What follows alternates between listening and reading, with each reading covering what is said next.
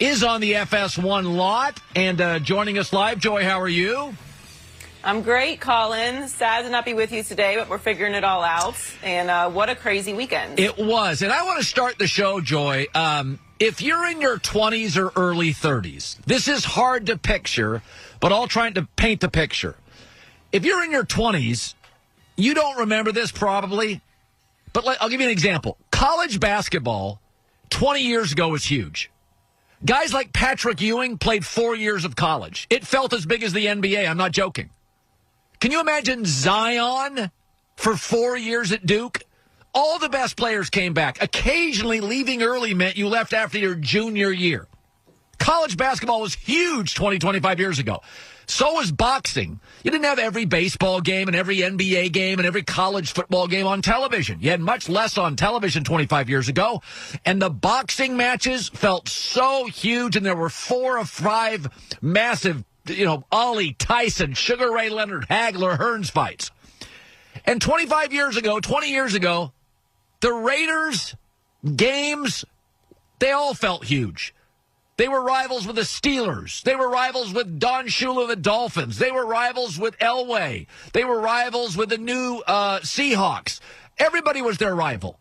And they played those late afternoon games, and they just felt gigantic. And then they just didn't matter a lot for the last 20 years. The Raiders are officially back. Last night, that was the single best loss, not only for the Raiders, but any NFL team this year. That thing had a chance to be awful.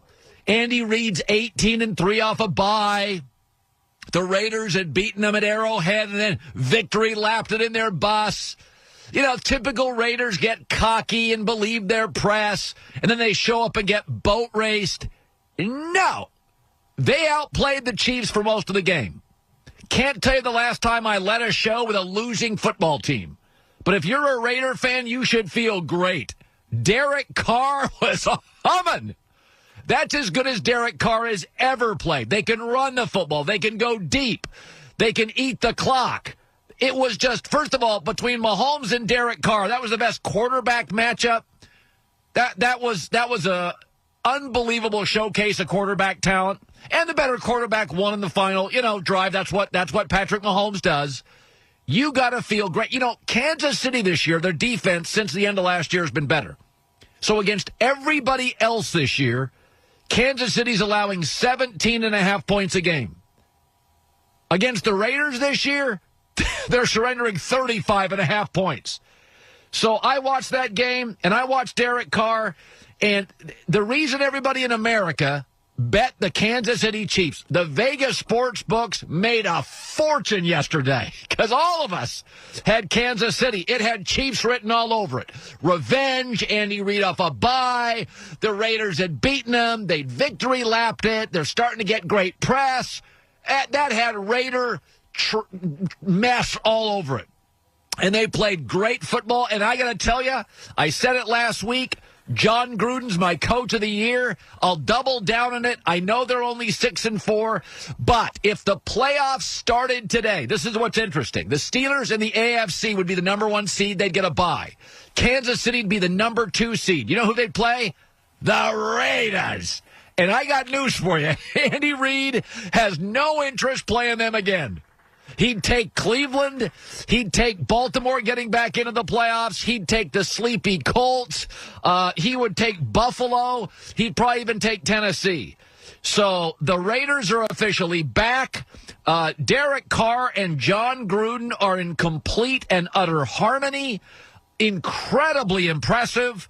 And I just think, I wish college basketball was like the old days and guys stayed in college and it was bigger. And I wish boxing was as big as it used to be. And I miss those 4 o'clock West Coast games, the sun coming down in Oakland, and here come the Raiders against the Dolphins and the Steelers, and they were just magnificent. They felt like the NFL. They were the outlaws of the NFL. And maybe in Vegas now they still are.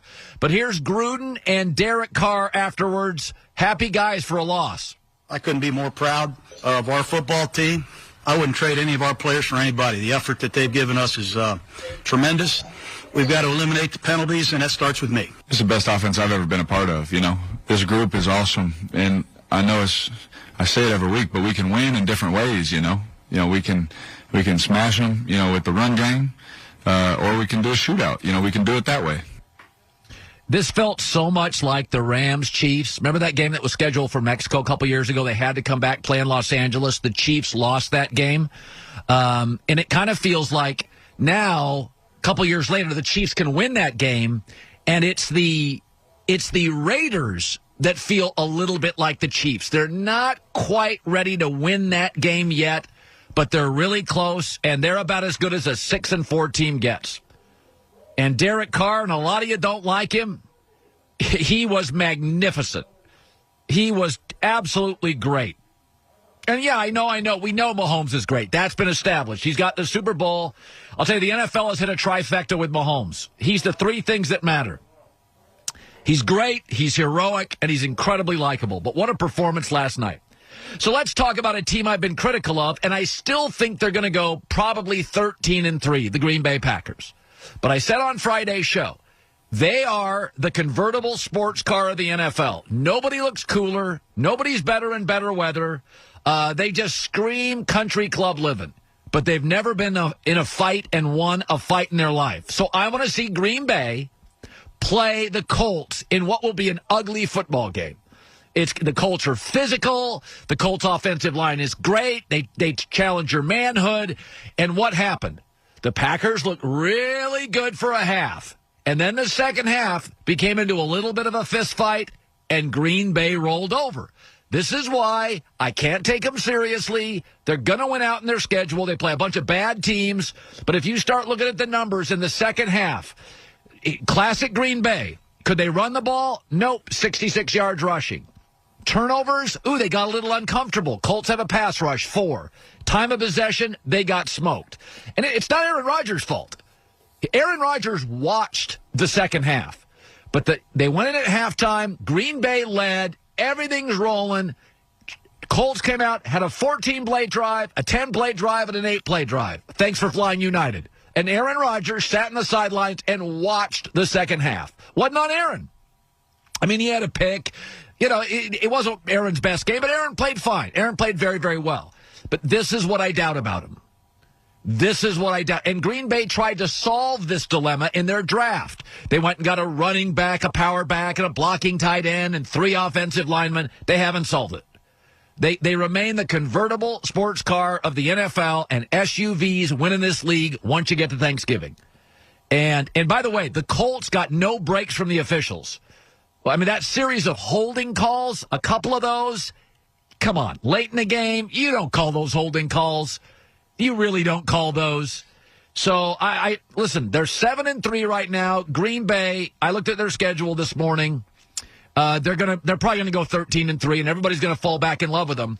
But when I look at the Packers, I take the games out where they face bad quarterbacks, because you're not going to face any of those in the playoffs. You're going to face Russell Wilson or a Jared Goff or a Tom Brady. You're not going to face any bad quarterbacks, so I don't care about those games. I'm going to cherry pick the games you play, teams with competent quarterbacks that are physical, because those are the teams that end up in the playoffs, especially in the second round on. Matt LaFleur, after the game, his thoughts on getting completely pushed around in the second half against the Colts. It was the tale of two halves. I thought the first half there was a lot of great complimentary football. The second half was the exact opposite, and we got beat in every phase. Obviously, the kickoff return where we fumbled the football was a big point in the game as well, and you just can't do that stuff against a good team. And you can't sit on the sidelines if you're Aaron Rodgers and watch a 14-play drive and a 10-play drive and an 8-play drive result in 13 points. That, to me, I kept watching early second half, and I'm like, how is Aaron Rodgers going to be in rhythm? He had a couple of 3-and-outs. Of course he did. You sit in the sidelines for a 14 and a 10-play drive. You can't ask an offense to walk in against that Colts defense and just, come on, first down. It's too hard for Aaron. I'll defend Aaron here. If you can't get that 24 plays in 2 drives, you're not going to have any harmony in your offensive football if you're asking a quarterback to watch in real time, sit there for 15 minutes. It's just not going to happen. All right, coming up next, it's not like Sean Payton, head coach of the New Orleans Saints,